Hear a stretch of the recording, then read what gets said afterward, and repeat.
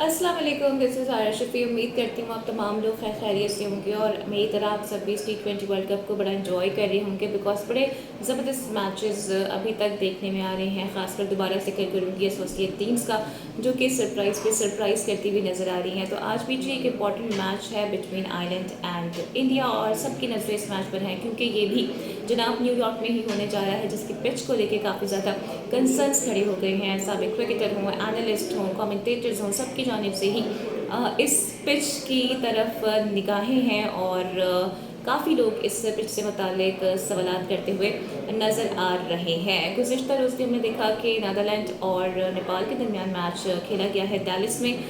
वहाँ पर भी एक लो स्कोरिंग मैच हुआ है और यहीं पर जी पाकिस्तान को भी अपना पहला मैच खेलना है आइलैंड के अगेंस्ट। बाबर आजम की जानिब से भी आज मीडिया से टॉक की गई है और बाबर आजम ने अल्टीमेटली अपना गोल भी बता दिया है कि इस बार वो वर्ल्ड कप ट्रॉफी जीत के ही जाएंगे। काफ़ी डिटर्मिनेट और ऑप्टिमिस्टिक बाबर नज़र आ रहे हैं। लेकिन बाबर आजम की जानिब से जब उनसे ये सवाल किया गया कि ओपनिंग पाकिस्तान की कौन करेगा, तो उस पर उन्होंने कहा कि यहाँ पर जी फ्लेक्सिबिलिटी है और अभी तक डिसाइड ये नहीं हुआ है, किसी के फिक्स नंबर नहीं है और सिचुएशन को देख के, कंडीशन को देख के इसे ऊपर नीचे किया जा सकता है। लेकिन इस पर भी कोई दो राय नहीं है कि जब जब हमने ओपनिंग में जो एक्सपेरिमेंट्स किए हैं उसके हमें अच्छे नताइज अनफॉर्चुनेटली नहीं मिल पाए हैं और जितने भी हमारे एक्सपेरिमेंट रहे हैं वो हमारे लिए कॉस्टली रहे हैं। लेकिन पाकिस्तान टीम के लिए यहाँ पर जी एक बुरी खबर ये है कि इमाद वसीम डैलिस में होने वाले पाकिस्तान वर्सेस अमेरिका मैच में अवेलेबल नहीं होंगे। उन्हें साइड स्ट्रेन की वजह से बाहर कर दिया गया है, वो रूल आउट हो गए हैं और बाबर आजम ने खुद भी इसकी तस्दीक की है। फिर बाबर से दीगर प्लेयर्स से मुतालिक भी सवाल हुए हैं, साइम से मुतालिक भी उनसे सवाल हुआ, इसके अलावा शादाब से मुतालिक भी उनसे क्वेश्चन किया गया, जिस पर उन्होंने कहा कि साइम हमारा एक मैच विनिंग प्लेयर है, अनफॉर्चुनेटली उससे एक गो थ्रू नॉक नहीं मिल रहा है और जितनी ज़बरदस्त वो बैटिंग करता है उस तरह से वो बैटिंग नहीं कर पा रहा है। लेकिन साइम को वो बैक करते हुए नज़र आए हैं, तो अब ये लग रहा है कि साइम अयूब हमें कल के मैच में ज़रूर नज़र आएंगे। शादाब से मुतालिक उनसे सवाल हुआ कि जाहिर है बीइंग अ कैप्टन आप कितने बड़ी हैं कि शादाब परफॉर्म नहीं कर रहे हैं और एक लंबा टाइम हो गया है, कोई अच्छी परफॉर्मेंस उनके सामने नहीं आ पाई है, जिस पर बाबर की जानिब से कहा गया कि वो उनके एक ज़बरदस्त बॉलर ऑलराउंडर हैं और उन पे उनको बहुत ज़्यादा एतमाद है। वैसे तो तमाम लोगों पर एतमाद है लेकिन शादाब पे उनको ज़्यादा एतमाद है। तो अब जो एक कंसर्न था कि पता नहीं शादाब खेलेंगे या नहीं खेलेंगे या उन्हें एक आध मैच के लिए ड्रॉप किया जा सकता है, तो आई थिंक वो ख़त्म हो गया है और बाबर की जानिब से ये बता दिया गया है कि साइम और शादाब आपको पाकिस्तान की प्लेइंग 11 में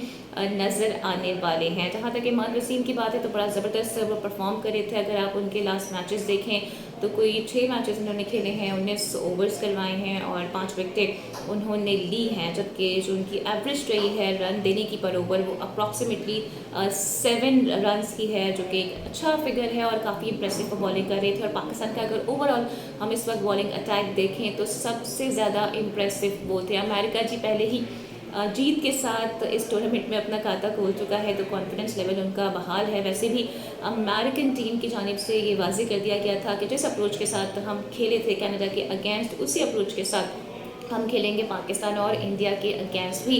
फिर बाबर ने जी एरन जोन्स की इनिंग्स का भी जिक्र किया। उन्होंने कहा कि अमेरिका को एज हासिल होगा, उनकी होम कंडीशंस यहाँ पर हैं और एरन जोन्स की हम जितनी तारीफ़ करें वो कम है, बड़ा उन्होंने डोमिनेट किया है। तो ये सब कुछ बाबर की जानिब से कहा गया है और बाबर ने ये भी कहा है कि हमारे कुछ प्लेयर्स यहाँ पर लीग खेल के जा चुके हैं, जिनमें हारिस हैं, शादाब भी हैं और इमाद भी हैं, तो कंडीशंस का हमें भी फ़ायदा होगा। और सबसे अच्छी बात जो बाबर ने की वो ये की है कि जो हमारे पेसर्स हैं, यानी कि हमारा जो फास्ट बॉलिंग अटैक है, उससे यहाँ पर मदद मिलेगी। अगर हमारे फास्ट बॉलर रिदम में आ जाते हैं तो हमें इतनी ज़्यादा मुश्किलात नहीं होगी। फिर आपको पता ही है कि टीम्स वहाँ पर मौजूद हैं और कुछ सहूलियात से मुताल्लिक भी बातें की जा रही हैं, फैसिलिटीज़ वहाँ पर कुछ नामुनासिब हैं, जिस पर टीम्स की जानिब से गुस्से का भी इज़हार किया जा रहा है। तो जब बाबर से ये सवाल हुआ तो बाबर ने कहा कि ठीक है, सारे मामला हमारे देखने के नहीं हैं, ये बोर्ड के देखने के मामला हैं और यहाँ पर जी फर्स्ट टाइम क्रिकेट हो रहा है,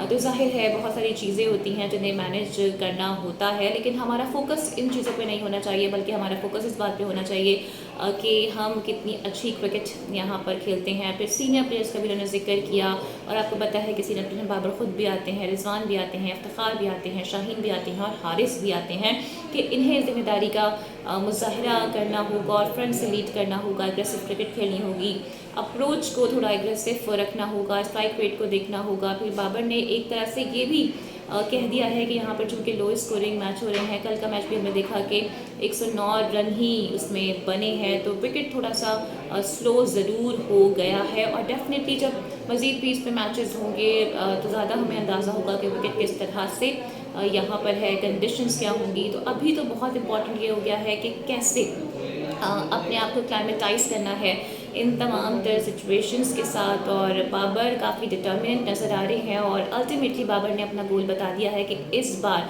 हम वर्ल्ड कप की ट्रॉफी इंशाल्लाह उठाने जा रहे हैं। सिमिलरली जी एक और अहम मैच आज होने वाला है आयरलैंड और इंडिया के दरमियान, और सबकी नज़रें इस मैच पर भी हैं क्योंकि Indian team no doubt favourite है और बड़ा ज़बरदस्त उनका ट्रैक रिकॉर्ड भी रहा है। आयरलैंड के ख़िलाफ़ 7 मैचेस खेले हैं भारत ने और तमाम तर मैचेस भारत ही जीतने में कामयाब हुआ है। एज तो भारत के पास है, लेकिन आयरलैंड को भी हम अंडरएस्टिमेट नहीं कर सकते हैं because of their recent performance against Pakistan and Bangladesh. और राइट ऑफ तो इस वक्त किसी भी टीम को नहीं किया जा सकता है बिकॉज जो एसोसिएट टीम्स हैं वो मुसलसल सरप्राइज़ करती हुई हमें भी नज़र आ रही हैं। लेकिन भारत की टीम में कुछ कंसर्न्स ज़रूर पाए जा रहे हैं, स्पेशली अगर मैं बात करूं रोहित शर्मा की और हार्दिक पांड्या की, जिनकी जाहिर है थोड़ा सा मामला भी ख़राब रहे, मुंबई इंडियंस वाले इशूज़ भी हैं और उनकी परफॉर्मेंस भी आईपीएल में उस तरह से नहीं हो पाई है। लेकिन जो बांग्लादेश से वार्म अप मैच इंडिया ने खेला था उसमें हार्दिक पांड्या एक अच्छी फॉर्म में हमें नज़र आ रहे थे। और अगर हम इस वक्त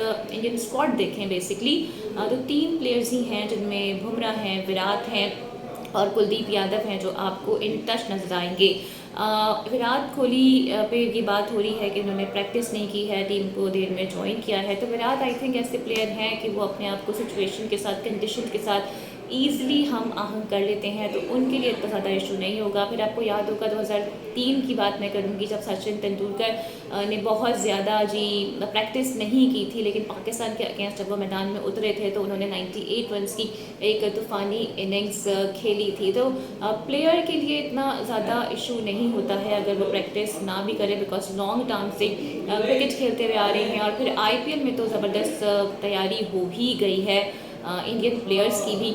लेकिन इसके अलावा अगर हम देखें तो आईपीएल में जिन प्लेयर्स ने बड़ा ज़बरदस्त परफॉर्मेंस का मुजाहिरा किया था वो आपको इंडियन स्क्वाड में नज़र नहीं आ रही हैं, जिसकी वजह से काफ़ी ज़्यादा कंसर्न्स का इजहार भी किया जा रहा है। फिर रोहित शर्मा ने भी प्रेसर किया और रोहित शर्मा की जानिब से कहा गया कि ये तो बड़ा वाज़ेह हो गया है कि जो स्कोर्स बन रहे थे आईपीएल में, जिस तरह की विकेट्स वहाँ पर थी, वो चीज़ें यहाँ पर नहीं होंगी। तो उन्हें भी इस बात का अंदाज़ा है कि यहाँ पर जो मैचेस हो रहे हैं वो लो स्कोरिंग मैचेस हो सकते हैं। और जिस तरह का मैच हुआ था अभी साउथ अफ्रीका वर्सेस श्रीलंका के दरमियान, तो उसमें तो हमने देख लिया है कि विकेट किस तरह से बिहेव कर रहा है। अगर बॉलिंग अटैक की हम बात करें तो इंडिया के पास भी जी अच्छा बॉलिंग अटैक मौजूद है और बुमराह बड़ी अच्छी फॉर्म में है, आईपीएल में परफॉर्मेंस उनकी भी अच्छी रही है। इसके अलावा सिराज भी उनके एक अच्छे बॉलर हैं और इंडियन टीम भी काफ़ी तगड़ी है, उससे कोई छोटी मोटी टीम तो बिल्कुल भी नहीं कहा जा सकता है, बल्कि इंडियन टीम इस वक्त फेवरेट भी है। और बड़े बड़े जो क्रिकेट एनालिस्ट हैं उनकी जानिब से भी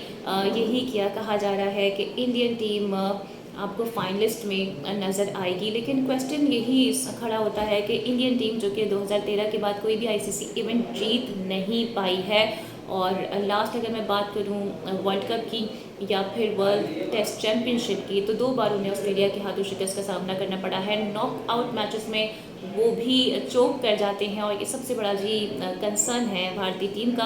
तो जो इंडियन जर्नलिस्ट हैं वो भी ये बात करते हुए नज़र आ रहे हैं कि लीग मैचेस का तो हमें इशू नहीं है, सारा मसला जी नॉकआउट मैचेस का है कि वहाँ पर भारतीय टीम कैसा परफॉर्म करती है। तो आज का मैच जी इस एतबार से भी बहुत ज़्यादा इंपॉर्टेंट है क्योंकि इसी ग्राउंड में फिर इंडिया और पाकिस्तान का मैच भी होना है और आपको पता है कि ये टाकरा एक ऐसा मैच होता है कि इसे मदर ऑफ द गेम भी कहा जाता है। और वही बात है कि जो टीम सिचुएशंस को, कंडीशन को ज़्यादा अच्छी तरह से समझेगी, टॉस बहुत ज़्यादा वाइटल होगा यहाँ पर फिर कंडीशंस को देखना समझना और टेक्निकली यहाँ पर बैटिंग करनी पड़ेगी बिकॉज विकेट आसान नहीं है। लेकिन होपफुली ये ज़रूर कहा जा रहा है कि बाय द टाइम जब यहाँ पर मज़ीद मैचेस हो जाएंगे तो विकेट थोड़ा सा बेहतर हो जाएगा। पाकिस्तान टीम ने भी भरपूर प्रैक्टिस आज की है, बैटिंग बॉलिंग और फील्डिंग की भी, और कोशिश कर रहे हैं वो भी कि अपने आप को वेदर के साथ कंडीशन के साथ जल्द अज जल्द क्लाइमेटाइज कर लें ताकि जो खामियां हैं उन पे जल्दी काबू पाया जा सके और जो गलतियां माजी में हो गई हैं वो ना दोहराई जाएं। तो बहुत ज़्यादा जी मज़ा आने वाला है इस मैच में और आई होप कि एक ज़बरदस्त मैच देखने को मिलेगा भारतीय शायकीन को भी और पाकिस्तानी शायकीन को भी। So this is all from here today और उम्मीद करती हूँ कि आज की वीडियो आपको पसंद आई होगी। Don't forget to like and subscribe my channel. Video को शेयर और लाइक आपको लाजमी करना है। अपना बहुत ख्याल रखना है कि वीडियो में आपसे फिर मुलाकात होगी। टिल देन टेक केयर, अल्लाह हाफिज़।